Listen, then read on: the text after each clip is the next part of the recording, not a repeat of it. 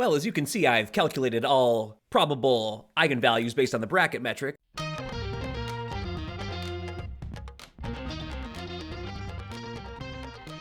It's the D3 Datacast, Matt, again, for the third time this week. We started with a bonus episode, then we had our regular show. Now let's finish with a bonus episode. Matt, I'm excited about this one. We went on our deep dive into the first round games in our previous episode. This time we're going to take that zoom back. We talked about who's most likely to win those opening round games. Now we're going to talk maybe who's most likely to advance round by round.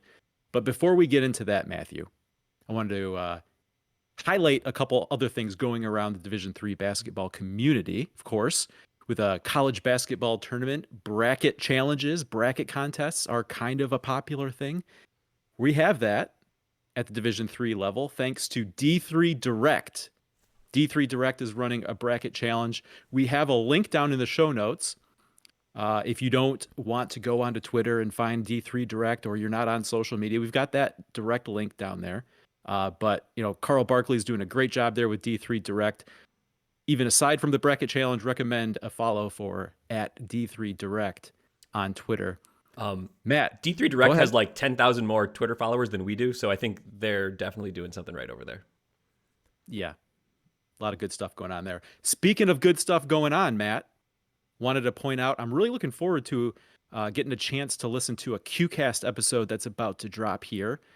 Bob Quillman is going to be talking to the 4 head coaches of the 4 top-seeded teams, right? Hampton-Sydney, Case Western Reserve, Widener, Randolph-Macon. He's got all 4 of those coaches going to be together for a chat. This a few times this year, Bob's had more than one coach on an episode, and it's just a really interesting, unique way, I think, to get some of these coaching interviews. Always enjoy the chats that Bob is able to have. Wanted to mention that, give the QCast a plug here. Hopefully anyone who has found our silly little show is already well aware of what's been going on with the QCast. But, it was a pretty fun episode I know is coming up here, and I'm looking forward to getting a chance to listen. We want to take a zoomed out look at the tournament here, Matthew. And let's start here with our top overall seed in the Hampton-Sydney Quadrant. So we have here basically using the D3 Datacast computer efficiency ratings. We talked about this, in terms of who's favored to win in round 1. This is very similar there in that first column, percent chance to win round 1. And then we go round by round, Matt, looking at who the favorites are. Not surprisingly, Hampton-Sydney is favored in their own quadrant to come out of this. But I was a little bit surprised to see just how heavily they are favored to make a run to the Final Four here. If we look over that percent to win Elite 8, that would be, to go on to the Final Four.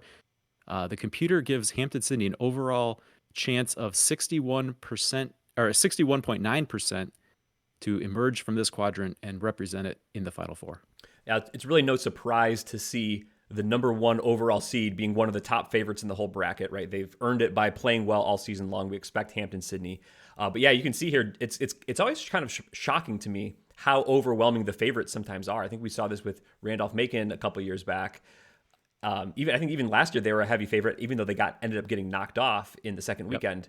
But I think there's a lot of things at play here. One, Hampton-Sydney's great. They're the number 1 overall team by the computer, by like top 25 voters, by the regional ranking process, etc. So they're a great team. But also some things I think in their favor here is that they get, deservedly so, the most favorable first round matchup in the entire tournament. You expect kind of like a 1 seed, a top line team to get a good matchup. But La Roche, I think, is the only team in the tournament that's not inside the top 200 in the efficiency ratings. That you can see they're just outside that at 218. So the computer gives them almost a 99% chance of getting through that game. Right? They're not going to sleep through that game, but the computer basically says like almost advance to round 2, right? And then whereas other teams, most of the teams in brackets get like some level of 50-50, 60-40, 70-30 type game, which really will just eat away at your odds immediately. But they don't really have that. Even their second round game is going to be pretty favorable for them, of course, being like a top seed. Potentially Stevens and Farmingdale, 2 good teams, but not nationally elite teams, like maybe fringe or barely inside kind of the top 50 type of zone. So really the first weekend should be relatively easy for Hampton-Sydney. Again, I always bring up Farmingdale State last year, almost knocked off Christopher Newport, the eventual champs, on the opening round. So always things can happen. But yes, Hampton City set up well to get out of the first weekend and then to advance. Well, in a tournament, especially a tournament of this size, you know something unexpected is going to happen. But you don't know something unexpected has happened unless you have some sort of baseline expectation, right, Matt? Right. So it can't be unexpected unless you're expecting something. Right, unless you know what to expect. Yeah, really interesting to me, Matt. You talk about maybe some of those first round games that are like 70-30, 60-40. Look over, Hampton-Sydney, even with the chance that they lose earlier on, still has that kind of 60-40 type matchup against the field. Yeah. In the Elite Eight to make it to the Final Four. Now let's just talk about a little bit of the highlighting here. You see kind of the goldy color, which just helps to highlight who the favorite in each round would be, and obviously the potential teams that could be in that round expands as we get further on into the bracket. But Matt, Hampton-Sydney has that goldish color continuing all the way through the odds to win the overall tournament. Which means, spoiler alert, we're going to go through the rest of the bracket, but you're not going to see championship odds better than the 29.6 that we see here with Hampton-Sydney. Yeah, and again, we expect that being the number one overall seed. But I think another thing you see in this whole quadrant, if you look at that column labeled Datacast rank, right, that's what our efficiency ratings are ranking the team nationally. Hampton-Sydney, we see them at number 1, Catholic at number 10, Trinity, Texas at number 15, Rowan at 16. So there's a lot of maybe even pods in this. Like the California pod looks very even by the computers, the way the computer sees things. There's a lot of evenness, but not necessarily a lot of top level teams inside the pod. So Hampton-Sydney being one of the only kind of really slam dunk top 10 teams in here has a big advantage against the field. If a team like Catholic gets upset, that's their next biggest challenge. So that's one of the reasons why the computers like them, going on pretty far. I think another interesting thing in this quadrant is, though, maybe as expected, the top 4 seeds, the 4 hosts, are the likely ones to go on to advance the first weekend to get into that Sweet 16 there. We see Catholic, 55% chance to win the first round. The second round, Cal Lutheran, 37% chance. That's below 50%. That's a pretty even pod there, but still they're the most likely ones to come out of there by the computer. Trinity, Texas, about 50% chance to advance that pod. So a lot of favorites here. I don't think we'll get a ton of places overall in the country where we don't expect a favorite to come through, but we see that right away in the first quadrant. Definitely one to watch, though, is that Southern California SCIAC pod hosted by Cal Lutheran. A lot of tightly packed teams there. Almost anything could happen in that one pod. Yeah, you talk about even pods. That's certainly there. You look at the chance to win that second round game to go on to the second weekend, Matt. St. Thomas and Claremont Mudd Scripps, both very close to that 1-4. Like if you just gave everyone in the pod an even chance, a 1-4 chance, they're right around that number. Cal Lu a little bit above that at 37.1, but even Whitworth, who's sort of like, the 4 seed in this pod, still has almost a 15% chance. Yeah, so that'll be interesting to watch as we go through this. We'll have to see if we feel like there's one that's more even than that. Yeah. One piece of context I want to give: if the tournament was 64 evenly matched up teams, they're all 50-50 games, you would expect every team to have a 1.5% chance to win the championship. So we're going to see some low numbers when we get there, but just remember, 1.5% chance would be even odds for everyone. So like Catholic, they're at 1.6. They're kind of like bracket even odds to win the championship. Things will get really low. The other thing I want to mention, talking about low numbers, these are all rounded decimals. Even La Roche has a non-zero chance to win the national championship. We talked about them being the lowest rated, the most difficult matchup in the bracket. It's not zero. We're rounding here. No one's out of it. You want to play your games. You can win your games. And if you get one of those upsets, your bracket can kind of change down the road. You almost in some ways like eat the odds of the person that you just beat, and you gain a bunch of their you gain a bunch of their bracket odds too for yourself. Right. Yep. And that's important to note. Once there's more certainty as we go through the rounds, those odds will pick up. Now, it's not as simple as saying, you beat a team and suddenly you swallow up their odds, right? Yeah. If La Roche was to pick up a massive upset over Hampton-Sydney, they don't all of a sudden become like the odds-on favorite to go to the Final Four, right? Right. So it's not like you just exactly pick up those odds, but that is a big swing every time there's a round that happens. That takes out a whole host of possibilities that were figured in earlier on. All right, Matt, anything else to say on this quadrant just in terms of the numbers before we get into a little fun and games? No, just the bottom half of the bracket, just how interesting that's going to be. We talked about the Cal Lutheran pod, how even that is, but just looking at kind of the percent to win the Sweet 16, so your percent to get to the Elite Eight. I think there's a lot of mix there. Nebraska Wesleyan 21%, Trinity Texas 33%, Cal Lutheran 17%, St. Thomas and Claremont Mudd Scripps almost there at 10%. A lot of things could happen down there in those Region 10 islands. It'll be interesting to see what happens there. All right, Matt, we talk about the expected and the unexpected. So we went through here and in each quadrant, each of us picked out something that would be an unexpected event or maybe an upset. Let's hear your pick here for the Hampton-Sydney quadrant. Okay, so kind of going against the computer odds a little bit, my pick here is Cal Lutheran to go to the Elite Eight. We see there only 17% to get to the Elite Eight for Cal Lutheran. Definitely not the favorite. I think they would be third out of that quadrant to advance. But I think I've been voting them as a top 25 voter higher than they are here on the computer at 43. I think my computer's been a little low on Cal Lutheran. I know there's that potential second round matchup with Claremont Mudd Scripps looming. They've played them 3 times. They lost twice, but all those games have been within 2 possessions either way. They've all been close. I think Cal Lutheran's a better team than the computer expects right now. So I think if they can get through their own pod, they'll be matched up with that other Region 10 Texas pod the next week. And I think they have a good shot to get on through into the Elite Eight to maybe play Hampton-Sydney.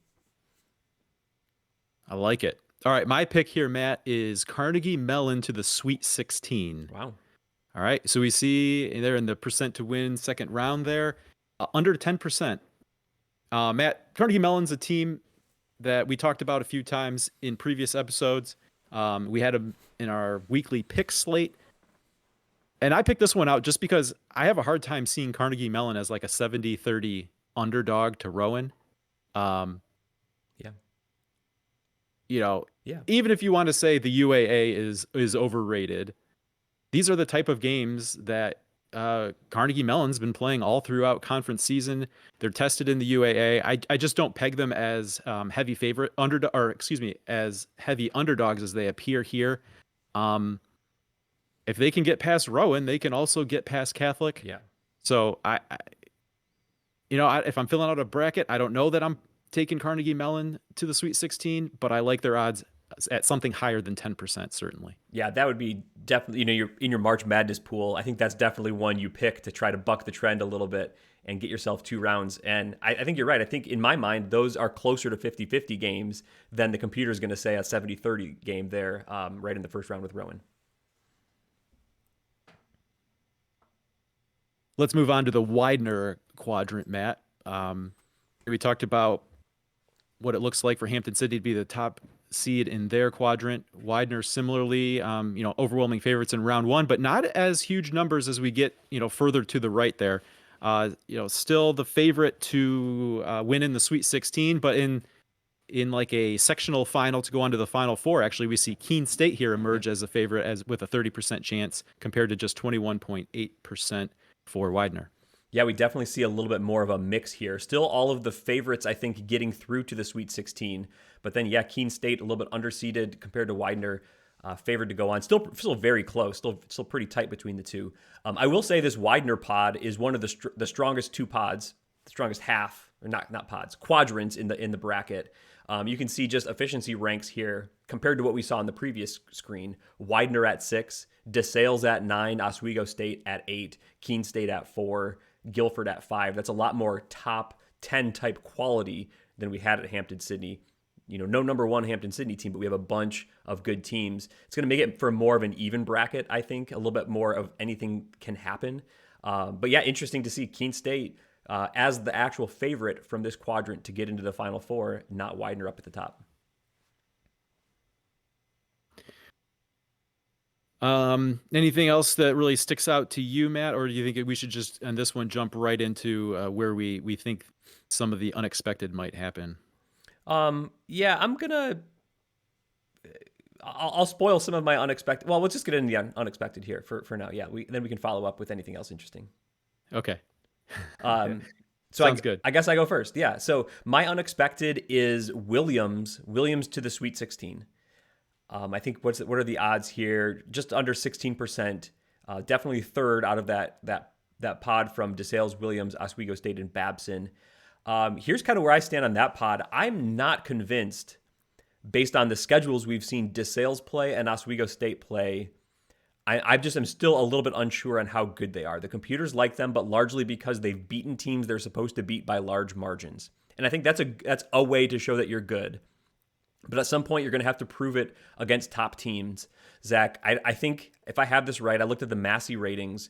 Between DeSales and Oswego State, they have 0 wins inside the top 50 this season. Williams has played a NESCAC schedule. They came through the NESCAC schedule as the number 1 overall seed in the tournament. I think it was conference co-champs there in the NESCAC, if I'm correct. And then played, fell to Trinity, but Trinity is a really good team in the NESCAC final. I think Williams is more battle tested than the teams than maybe Oswego State and DeSales right now. So even though they're kind of maybe what you'd call the third team in that 4-team pod, I'm picking Williams to the Sweet 16. Okay. Now I'm gonna stick in the same pod, Matt, but I'm gonna take Oswego State to the Elite Eight. Ooh, okay. Yep. So we look over there; they've got a 23.5% chance to do that, which makes them an underdog in a projected Sweet 16 matchup with Widener. But Matt, everything you said about Oswego State is true, and so maybe this late into the process, this is just a fool's errand. But Oswego State does return 4 of 5 starters that went to the Elite Eight last season. And that tournament run included winning at Randolph-Macon to end their long home winning streak. And looking back, this bracket is not as scary to me as the one they faced in their run last year. Of course, we mentioned the Randolph-Macon game. They had to play John Carroll in the second round. I don't see this potential run to an Elite Eight as difficult as they did last year, with a lot coming back. That's going to be my unexpected pick. All right. I like it. And Matt, just talking about pod, even pods. You think about what we saw in the Southern California pod. I don't see anything like that jumping out where we have, even an Oswego State or a Guilford where maybe their odds to advance to the second weekend are not quite as overwhelming. They're still kind of in that neighborhood of 50%. We don't see quite the, even distribution of odds like we saw with that Southern California pod. Yeah, I don't think we see anything quite like that. I think one thing that, though, I do find interesting in the bottom half of this quadrant, we mentioned Keene State is actually the favorite here by the computers to reach the Final Four. They're ranked 4 by the efficiency ratings, which is the top rank in this quadrant. But Guilford, just a few spots below them, is ranked 5 by the efficiency rating. So a very close team, but their odds to reach the Final Four are only 18%. And I think the difference in that number isn't really largely the difference in team quality. The difference is in the difficulty of Guilford's potential matchups, even starting right there with the Barry matchup. We talked about this a little bit in yesterday's episode, Zach, when we talked about the first round preview. We talked about a bunch more of these games in depth. So if you want to hear more about individual matchups, we talked a little bit more about that in that episode. But I think the computer doesn't think Barry's any slouch there for kind of what looks like on the bracket a 215 matchup. That could be a difficult game for Guilford to get through. If they win that, they might have to turn around to play Hood. Those could be both, each individual matchup more difficult than Keene State has to get through. So just to get to the Sweet 16 for Guilford is only maybe a 50-50 proposition where it's almost 75% for Keene State. But again, that's just based on their path more than based on their team quality. So who you happen to get lined up against can make a big difference in your odds. It's not just how good are you, but it's who do you end up having to play and how likely are you to play those teams. Absolutely. And going back to the first round winning percent that we talked about before, you see the huge difference. Keene State, 91% chance from the computer that they, beat Marymount compared to just 73.5% for Guilford over Barry. Yeah. But Matt, something that the computer may not or isn't factoring in, right? So we talk about the computer sees like a season long total profile. You look what Keene State has in a potential second round game. Eastern and TCNJ are two of the teams that you would point to as, they're the hot teams entering into the tournament. So if you talk about season long profile versus, what teams are today, maybe they're a little bit underrated. Yeah, and that's always the question when you get into like almost like a hot hand approach versus an analytical perspective is, are Eastern and TCNJ playing well now because of personnel or coaching? They've put in a new wrinkle, or they've found something as a unit, or did they happen to have one or two kind of 90 percentile games strung together in a row that's maybe above what their actual true talent is? That's hard to say, but you're right that Eastern and TCNJ, my computer ratings are taking more of a holistic approach on their full season. I am weighting more recent games heavier than early season games, but still, it's going to take all of that data into account. But you're right. If those teams have found another level, have found something together, a lineup that clicks, or a new wrinkle in their offense or defense, then yeah, that's a reason why those teams might be able to jump up and then defeat a team like Keene State. That brings us halfway through the bracket. Let's go on to the Case Western Reserve quadrant. Matt, this is a really interesting one. Let's jump right to Final Four odds here. Case Western Reserve does stand out there as the favorite with a 14.1% chance to emerge out of this quadrant to make it to the Final Four. But as I scan down that list, that's not an overwhelming number. And in fact, there are multiple teams here with double-digit odds, right? Loras even showing up here, 12.6%. Co, 10.7%. Trine, 10.4%. Dubuque, 12.1%. Yeah, this is the weakest overall quadrant, just kind of by average efficiency rating metrics. It's the weakest overall, but it's also the most even overall pod as far as like the disparity in most kind of like first round games is fairly close.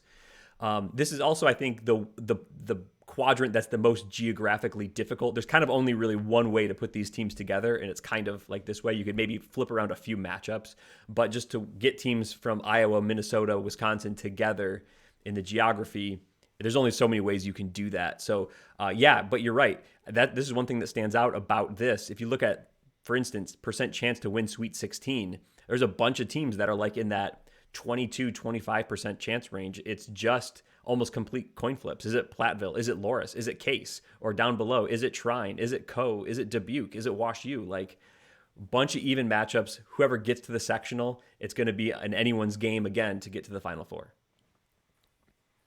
And sticking with Case Western Reserve, Matt, look at that number to escape even the first weekend, under 50%. So if you're looking for a top overall seed that maybe is in most danger of not making it onto the second weekend, certainly Case Western Reserve stands out in that regard here. Yeah, and in fact, all four teams projected to advance here are basically in the 40s, under 50%. We get one non-host, Loras, projected to advance over UW Platteville in what's almost like even percentages. And then only 43% for Trine. And then another one, Dubuque, projected over Wash U. Again, Wash U's matchup with Wisconsin Lutheran is projected to be pretty tight, actually, for what looks like an underseeded team against an overseeded team. Well, not over and under, but a highly seeded team versus a lower seeded team. I think that's going to be a pretty difficult game for Wash U. And then whoever they get, if they were to win that game, whoever they get the next night is going to be pretty tough as well, I think, or the computer thinks. So really fascinating. This is the one quadrant where you could just completely get your bracket screwed up. You pick favorites and all the underdogs go through, or it's still the favorites get through, right? It's just so even, you don't know what's going to happen. Well, and even the favorites aren't necessarily overwhelming favorites. Right. Yeah. And so I think this is a quadrant to look for a ton of really good games, and then projecting to whoever ends up out of the first weekend into the second weekend. It looks like, basically any of the four who make it there are going to be threats to make it to the Final Four. We're going to have a really even second weekend there with whoever comes out. Yeah, that sectional final, it's 1, 2, 3, 4, 5, 6 teams at least with 10% or greater odds, and no one with 20% odds to reach the Final Four. Who knows what's going to happen in the sectional final there?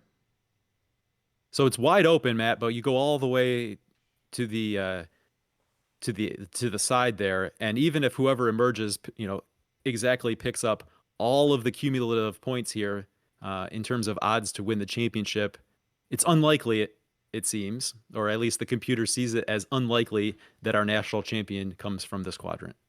Yeah, it'll be a team that has the ability to win the national championship, but the expectation, given what we've seen in the other pods, is that this will be probably the third or fourth rated team by the time we get there. But who knows? All right, Matt, what's something that you're looking at here that might defy expectation? Yeah, we talked about even odds. I'm going to say Trine, the Trine Thunder to the Final Four. I think that they have a pretty favorable pod at home. Definitely a very winnable pod. The ratings actually like Co slightly better than Trine as far as overall efficiency ratings, but given that the pod is hosted there at Trine, I think I like their chances to advance there. And then given some of the geography, and I think we'll talk about this at the end of the episode, but given their geography, they're set up fairly well to maybe host the second weekend as well. So even though they're not the top seed, I think there's a good chance that Trine at the MTI Center hosts 2 weekends of games. And given that could shift the odds second weekend a little bit more in their favor. And I could see them maybe coming through this whole quadrant. Okay, Matt, we talked about Dubuque as one of those teams that's right in the mix. They've got, some odds that stack up pretty favorably with some of the other contenders in this quadrant. But my pick here is for Illinois College to upset Blue Boys. Dubuque. Blue Boys. If I did my research correct, Matt, that would be the first ever NCAA Division III men's basketball tournament win for the Blue Boys. Okay. But I think this is maybe an upset pick to watch. Illinois College in the regular season defeated Co, who was co-champ in the regular season in the American Rivers, who swept Dubuque. I think this should be a familiar type matchup for Illinois College, having that experience against an American Rivers Conference team, an American Rivers team that they've defeated. I think they can do that again here with Dubuque. All right. Good pick. Have to pick a good first round upset to watch. Yeah. Yeah. I like it. That's what this time of year is all about. Yep. One more quadrant to go here, Matt. This is the Randolph-Macon quadrant, where, like we saw last year, Randolph-Macon has pretty overwhelming odds across the board. They are the favorite here to emerge with a 35.3% chance to make it to the Final Four, 28% chance to advance to the championship game, which, if we're talking expectation, Matt, in terms of the computers here, that would set up a Randolph-Macon versus Hampton-Sydney final. Wouldn't that be something to see? That would be interesting to see if we can get multiple ODACs. We saw Hampton-Sydney in the first quadrant. We saw Guilford in the second quadrant. We see Randolph-Macon here. All teams that have the ability, I believe, to make a Final Four run. How many ODACs will get there? Not quite sure. I think an interesting thing in this quadrant, you see a lot of yellow highlighting for Randolph-Macon. But if you look down at Trinity, Connecticut, they're really neck and neck with Randolph-Macon a lot of the way. You think they're the chance to win that sectional final, 35.3 for Randolph-Macon, 34.8 for Trinity, Connecticut. That's basically even odds between those two as far as who gets to the Final Four. And then no matter who gets to the Final Four, it's basically even, the same type of percentages for them to win. So it's only a slight advantage for the Yellow Jackets there over Trinity, Connecticut. The computer really likes what the Bantams have done. Maybe just a slightly, I'd have to look at that actually, but a slightly different path for Trinity going through the bottom of this bracket than the top, and that might be a lot of the difference there. Yeah, that was surprising for me to see too, Matt. We talked about in previous episodes here after the bracket reveal how top heavy this bracket or this quadrant feels. All right, we got the 4 overall seeds, number 1 seeds that we have, but if going in you made a short list of any other viable candidates, they all ended up here in this quadrant. So I would have thought that we would end up seeing a lot more even odds than we do. I'm not sure exactly what to attribute it to, other than, like you mentioned, maybe it just comes down to the path a little bit. Well, this is overall the strongest quadrant by like average efficiency rating. The teams in this bracket. So yeah, it's not. There is still some matchup disparity. Teams that are ranked 3 in the second game, the second round, maybe would play teams ranked 50 or so. But I think overall, it's like take take some of the other quadrants we've seen and just shift everyone up a little bit in quality, and that's kind of what we have here. It's going to be very difficult. Whoever gets through this is going to have beaten a lot of great teams. So I think whoever gets out of this has earned it. But yeah, I think I agree with you. I was surprised to see Trinity and Randolph-Macon so far ahead of someone like John Carroll, their odds. But I think that might speak to maybe the difficulty of John Carroll's pod. What's the fourth pod here? NYU. Yeah, I thought NYU might have a little bit higher odds, but then they run into Trinity, and the computer just likes Trinity that much better than NYU. Mm-hmm. Yeah, and a potential second round matchup for NYU with Tufts, who the computer sees as a top, number 22 overall team. Not a lot different than a potential second rounder for Randolph-Macon against St. Joseph, who the computer sees as number 23, but the computer likes Randolph-Macon a lot more. So yeah, this is going to be another fascinating quadrant to watch, maybe for a little bit different reason than what we talked about with the Case Western Reserve quadrant. But Matt, where are you looking at possibly being surprised here, given the expectations and something that perhaps you see unexpected that could play out? Yeah, we've talked a lot on this quadrant about Randolph-Macon and Trinity being more of the overwhelming favorites. I'm gonna pick, though, the John Carroll pod winner to advance all the way to the Final Four. I think one of the problems with the low percentages there is that we just have a lot of quality teams. I think this 4-team grouping is in the mix for, if you looked at all the 4-team pods or all 16 of them in the country, maybe like one of the 2 or 3 strongest pods in the bracket. It's the only pod where there are 4 top 40 teams based on the efficiency ratings all in one pod. We see 35 and below for Elmhurst, for Calvin, and John Carroll. So I think whoever gets out of here is going to be a good team. They've already won 2 difficult games. Yeah, potentially Randolph-Macon lies ahead, but so much of the percentage drop in my mind is just because it's difficult to get out of this pod. So we're going to gain a bunch of those odds back once we have certainty, like you said before, on who's going to get there. I think it makes the matchup with Randolph-Macon look a little bit more reasonable. And we're going against the computer here, so we're going to have to pick a little bit of an upset pick. So John Carroll pod winner all the way to Fort Wayne. And I was thinking similarly to you, although I'll give you credit for being more specific, Matt. The Final Four odds for Randolph-Macon and Trinity, Connecticut stood out to me, basically totaling 70%. Mm-hmm. So my pick is for someone other than Randolph-Macon or Trinity, Connecticut to make the Final Four out of this quadrant. If you're taking 70% for those 2 teams and 30% for the field, I think given the depth and strength of the field, I'll take that. Especially if you got like 2-1 in your favor. Right. It feels like, you get NYU, you get John Carroll, you get Elmhurst, you get Calvin. Swarthmore, we saw them have a great Centennial Conference. Virginia West, like there's a bunch of great teams still here. Right, it wasn't even that long ago we talked about Tufts as a potential Final Four team, right? I mean, Stockton with their 630 winning percentage, they could win 63% of their games in this quadrant and try to get all the way to the Final Four. A lot of things could happen here that's in the mix. Right. Stockton may lose to Tufts, but their strength of schedule may carry them through to the second round there. Yeah. Yep. You never know. Mm-hmm. You never know. Maybe the scoreboard gets overwritten by the national committee. You never know. All right, Matt. That concludes our look. I feel like now we finally prepped ourselves. We've prepped our audience for the tournament. Now all we have to do is sit back. Wait these final days before the games begin. Sit back, relax, enjoy the tournament action we have ahead of us. I got to fill out that D3 Direct bracket challenge though, so we've got all the odds now. So we should get them all right. That's right. I think the D3 Datacast computer needs to have its own entry. Oh, good call. All right, Matt, we have a mailbag to get to here. A couple items. We'll start with Scott's question here. Although they don't seed, if this weekend's games all went according to your seeds, would it be fair to expect the number 1s to host second weekend? I did hear someone say Case Western Reserve may have a travel issue. Matt, you alluded to this a little bit earlier. You want to go a little bit more in depth into perhaps expectation for hosting second weekend? Yeah, did we move my graphic? Okay, here's I was just going to post this tournament bracket graphic here, just to kind of talk through the hosting scenarios for the second weekend.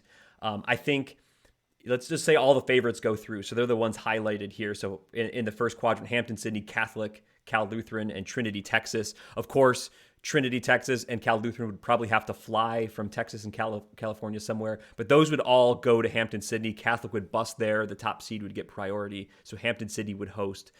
There's maybe a scenario if St. Thomas, Texas gets through and Trinity, Texas gets through, and then the two teams in the top two pods can't bust together, that it goes to Texas. But other than that, it's those teams are probably going to fly. But so that one has some flights, but if all the favorites go through, at Hampton-Sydney is where you'd expect that one. The next quadrant, Widener, Oswego State, Keene State, and Guilford. I believe all those teams can bus, and the NCAA will bus teams within 500 miles. So if there's a site within 500 miles of all the institutions, that's who's going to host. They can all get to Widener, who's the top seed. They like to do that, try to get the top seed the opportunity to host in the second weekend. If all the favorites get through, Widener the second weekend will host. In that third pod, though, Case, UW-Platteville, Trine, and Wash U, this is a different scenario. You have to kind of bucket those teams together for geography, all these pods together for geography. But if the favorites get through, Platteville and Wash U cannot get to Case Western Reserve. And Case Western obviously cannot get back to them. So the only favorite location in the middle of all those would be Trine. So I alluded to that earlier. They're the one that could host if all the favorites get through. An upset in the Case bracket, like a Hope or an Anderson, would shift that then maybe to St. Louis or to Platteville, or Angola, Indiana back at Trine, depending. But yes, if all the favorites go through, I don't think Case is in position to host. And honestly, given that Platteville pod, I think there's a very low percentage chance that there's any scenario in which Case does host. I'm trying to figure out if there is even one. Maybe if that Platteville pod is very west and west/northwest in terms of, region 9. Yeah. So there'd have to be a scenario. Not like region 10 west, but, Minnesota west. Right. You'd have to be a scenario where there's one flight no matter what. And then if that's all the case, then it would go back to Case. And then going over to the fourth pod, Randolph-Macon, John Carroll, Trinity, and NYU. If all those get through, everyone is within 500 miles of Randolph-Macon. So them being on the top line, they would host as well. So yes, Case is in trouble geographically for getting a second weekend hosting opportunity.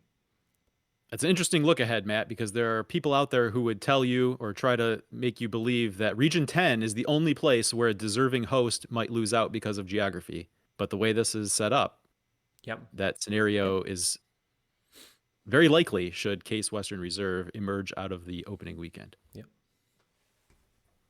Not to diminish the constraints and the limitations that do take place in Region 10, but it can happen elsewhere. Yep. All right, one more mailbag item here, Matt, from D3 Hoops fan. Which team that did not make the NCAA tournament do you feel would be most likely to make a deep run if they had made it into the field?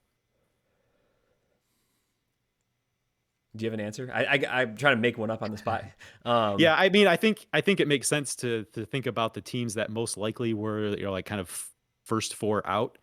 I think certainly Illinois Wesleyan would be a very difficult team to play against.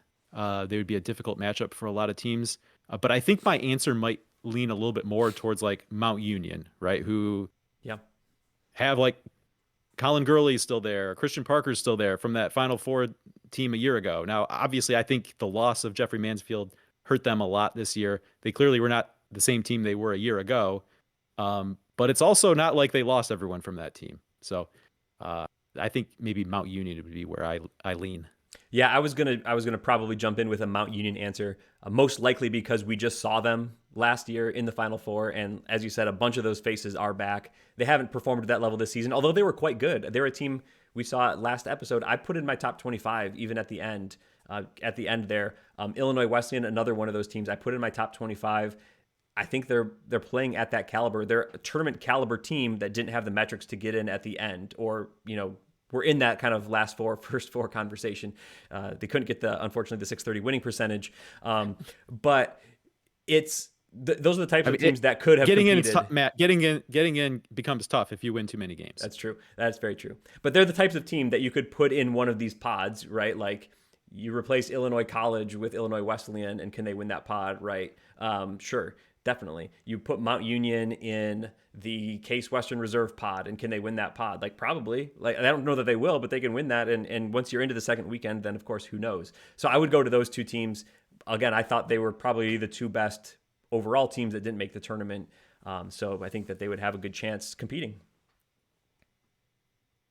All right, let's compete. All right, let's go. Let's go win the tournament. Go. Like we said, we're ready. We're officially ready. We got our bonus episode out of the way, our regular episode out of the way, our other bonus episode out of the way. I think I'm gonna try to get a nap in, Matt, before games start on Friday. A nap sounds great, actually. Matt, we have some great supporters here. They've gone to patreon.com/D3 Datacast. They have said, yes, I want to support these fools, and their names are listed here. Matt, we have a new Great Job Team tier supporter, Randy Grodzinski. Thank you, Randy, for joining us. We're glad to have you, and we're glad to have the ongoing support of everyone listed here. Thanks for the support. Enjoy the tournament, everybody. Great job, team.